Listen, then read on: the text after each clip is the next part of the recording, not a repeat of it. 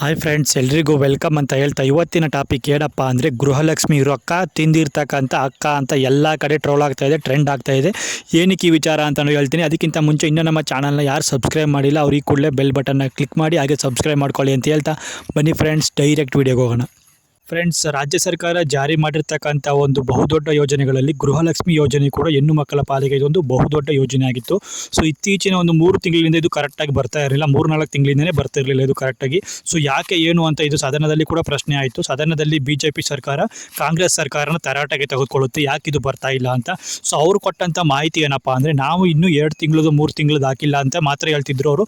ಅಂದರೆ ಡಿಸೆಂಬರ್ ಮತ್ತು ನವಂಬರ್ ಮತ್ತು ಅಕ್ಟೋಬರ್ 3 ತಿಂಗಳ ಹಣವನ್ನು ಮಾತ್ರ ನಾವು ಜಮಾ ಮಾಡಬೇಕು, ಅಂದರೆ 24ನೇ ಕಂತಿನ ಹಣವನ್ನು ನಾವು ಜಮಾ ಮಾಡಬೇಕು ಅಂತ ಕಾಂಗ್ರೆಸ್ ಪಕ್ಷದವರು ಹೇಳ್ತಾ ಇದ್ರು. ಆದರೆ ಇದಕ್ಕೆ BJP ಪಕ್ಷದವರು ಒಂದು ಅಸ್ತ್ರವನ್ನು ಬಿಟ್ಟರು. ಏನಪ್ಪ ಅಂದರೆ, BJP ಪಕ್ಷದಲ್ಲಿ ಅದನ್ನು ಒಂದು ದಾಖಲೆಗಳ ಮೂಲಕ ತಂದು ಸಬ್ಮಿಟ್ ಮಾಡ್ತಾರೆ. ಆ ಸಬ್ಮಿಟ್ನಲ್ಲಿ ಏನಿತ್ತಪ್ಪ ಅಂದರೆ, ಇವರು ಫೆಬ್ರವರಿ ಮತ್ತು ಮಾರ್ಚ್ ತಿಂಗಳ ಹಣವನ್ನು ಯಾರ ಅಕೌಂಟ್ಗೂ ಕೂಡ ಇವರು ಕಾಂಗ್ರೆಸ್ ಪಕ್ಷದಲ್ಲಿ ಲಕ್ಷ್ಮೀ ಹೆಬ್ಬಾಳ್ಕರ್ ಅವರು ಹಾಕಿರಲಿಲ್ಲ. ಈ ಲಕ್ಷ್ಮೀ ಹೆಬ್ಬಾಳ್ಕರ್ ಅವರು ಏನು ಮಾಡಿರ್ತಾರೆ ಅಂದರೆ, ಫೆಬ್ರವರಿ ಮತ್ತು ಮಾರ್ಚ್ ತಿಂಗಳ ಹಣವನ್ನು ನುಂಗಿರ್ತಾರೆ. ಸೊ ಫೆಬ್ರವರಿ ಮತ್ತು ಮಾರ್ಚ್ ತಿಂಗಳ ಹಣವನ್ನು ಯಾರಿಗೂ ಕೂಡ ಜಮೆ ಮಾಡದೇನೆ ಜನರನ್ನು ಯಾಮಾರಿಸಿ ಆ 2 ತಿಂಗಳ ಹಣವನ್ನು ಇವರು ಹೊಡೆದಿರ್ತಾರೆ. ಒಟ್ಟು 5,000 ಕೋಟಿ ಅಂತ ಹೇಳ್ತಿರ್ತಕ್ಕಂಥದ್ದು BJP ಸರ್ಕಾರ. ಆ ಫೆಬ್ರವರಿ ಮತ್ತು ಮಾರ್ಚ್ ತಿಂಗಳ ಹಣ ಇದೆಯಲ್ಲ, 5,000 ಕೋಟಿ, ಅದು ಯಾರ ಅಕೌಂಟ್ಗೂ ಕೂಡ ಜಮೆ ಆಗಿರಲ್ಲ. ಸೊ ಇದನ್ನು ಯಾರೂ ಕೂಡ ಗಮನಿಸಿರಲ್ಲ. ಸರ್ಕಾರ ಕೂಡ ಇದ್ರ ಬಗ್ಗೆ ಯಾವುದೇ ರೀತಿಯಲ್ಲೂ ಧ್ವನಿಯನ್ನು ಎತ್ತಿರಲ್ಲ, ಯಾಕಂದರೆ ಅವ್ರಿಗೂ ಕೂಡ ಗೊತ್ತಿಲ್ಲ, ಅಷ್ಟು ನಯವಾಗಿ ಇದನ್ನು ಯಾಮಾರಿಸಿದ್ದಾರೆ ಅಂತ ಹೇಳ್ಬೋದು. ಫೆಬ್ರವರಿ ಮತ್ತು ಮಾರ್ಚ್ ತಿಂಗಳ ಹಣವನ್ನು ಜಮೆ ಮಾಡಿರಲಿಲ್ಲ. ಇದು ಜನಕ್ಕೂ ಕೂಡ ಗೊತ್ತಿರಲಿಲ್ಲ. ಪಾಪ ಅವ್ರಿಗೆ ಏನು ಗೊತ್ತು, 2,000 ಅಕೌಂಟಿಗೆ ಬಂದರೆ ಅದೇ ದೊಡ್ಡ ಒಂದು ಆಡಂಬರ ಮತ್ತು ಅವ್ರಿಗೆ ಆಚರಣೆ ಆಗಿರುತ್ತೆ ಬಡ ಜನರಿಗೆ.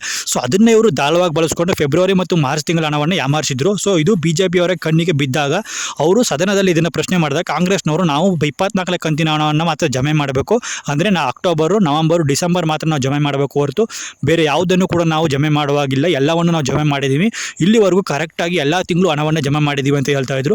ಆವಾಗ BJPಯ ಪಕ್ಷದ ನಾಯಕರುಗಳು ಅದನ್ನು ದಾಖಲೆ ಸಮೇತ ಅದನ್ನು ಬಿಡುಗಡೆ ಮಾಡಿ ಸದನದಲ್ಲಿ ಒಂದು ದೊಡ್ಡ ಮಟ್ಟದಲ್ಲಿ ಹೋರಾಟವನ್ನೇ ಮಾಡಿ ಲಕ್ಷ್ಮೀ ಹೆಬ್ಬಾಳ್ಕರ್ ಅವರು ಈ ಕೂಡಲೇ ಬರಬೇಕು ಸದನಕ್ಕೆ ಅಂತ ಪಟ್ಟನ್ನು ಹಿಡಿತಾರೆ. ಆಗ ಬಂದಂಥ ಲಕ್ಷ್ಮೀ ಹೆಬ್ಬಾಳ್ಕರ್ ಅವರು ಫಸ್ಟು ಸ್ಟಾರ್ಟಿಂಗಲ್ಲಿ ಏನೂ ಇಲ್ಲ, ಎಲ್ಲ ಕರೆಕ್ಟ್ ಆಗಿದೆ ಅಂತ ಹೇಳ್ತಾರೆ. ಯಾವಾಗ ದಾಖಲೆಗಳನ್ನು BJP ಅವರು ಸಬ್ಮಿಟ್ ಮಾಡ್ತಾರೋ ಆಗ ಲಕ್ಷ್ಮೀ ಹೆಬ್ಬಾಳ್ಕರ್ ಅವರ ಬಣ್ಣ ಬಯಲಾಗುತ್ತೆ ಅಂತ ಹೇಳ್ಬೋದು.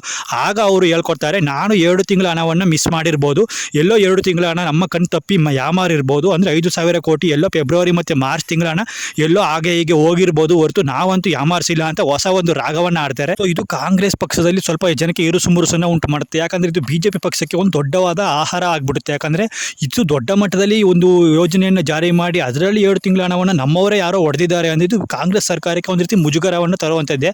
ಸೊ ಇದನ್ನು BJP ಪಾಲಿಗೆ ಒಂದು ಅಸ್ತ್ರವಾಗಿ ಬಳಸ್ಕೊತಾರೆ.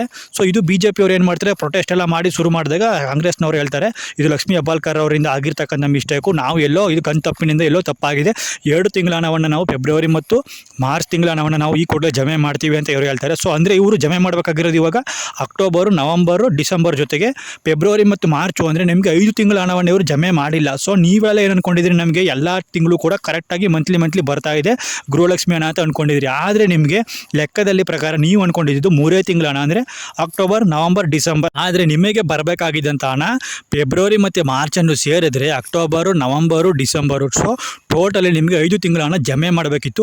ಸೊ ಸದ್ಯಕ್ಕೆ ಅವರು ಬಿಡುಗಡೆ ಮಾಡಿರ್ತಕ್ಕಂಥದ್ದು 24ನೇ ಕಂತಿನ ಹಣವನ್ನು ಮಾತ್ರ ಅವರು ಬಿಡುಗಡೆ ಮಾಡಿದ್ದಾರೆ. 24ನೇ ಕಂತಿನ ಹಣ ಈಗ ಎಲ್ಲರ ಅಕೌಂಟ್ಗೂ ಕೂಡ ಬಂದಿದೆ, ಕೆಲವರಿಗೆ ಈಗಲೂ ಕೂಡ ಬರ್ತಾ ಇದೆ. ಸೊ ಒಂದ್ಸಲ ನೀವು ಚೆಕ್ ಮಾಡಿ, 24ನೇ ಕಂತಿನ ಹಣ ಜಮಾ ಆಗಿದೆ.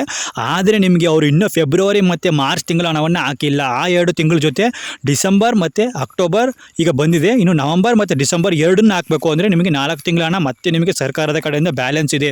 ಸೊ ಇದನ್ನು ನೀವು ಗಮನದಲ್ಲಿ ಇಟ್ಕೋಬೇಕು. ಸೊ ಈ ಮಾಹಿತಿ ನಿಮಗೆ ಇಷ್ಟ ಆಗಿದ್ರೆ ಲೈಕ್ ಮಾಡಿ, ಶೇರ್ ಮಾಡಿ, ಹಾಗೆ ಸಬ್ಸ್ಕ್ರೈಬ್ ಮಾಡ್ಕೊಳ್ಳಿ ಅಂತ ಹೇಳ್ತಾ, ಏನಾದರೂ ಬೇರೆ ಮಾಹಿತಿ ಬೇಕಿದ್ರೆ ಹಾಗೆ ಕಾಮೆಂಟ್ ಬಾಕ್ಸಲ್ಲಿ ಕಾಮೆಂಟ್ ಹಾಕಿ ಅಂತ ತಿಳಿಸ್ತಾ ಎಲ್ರಿಗೂ ಧನ್ಯವಾದಗಳು.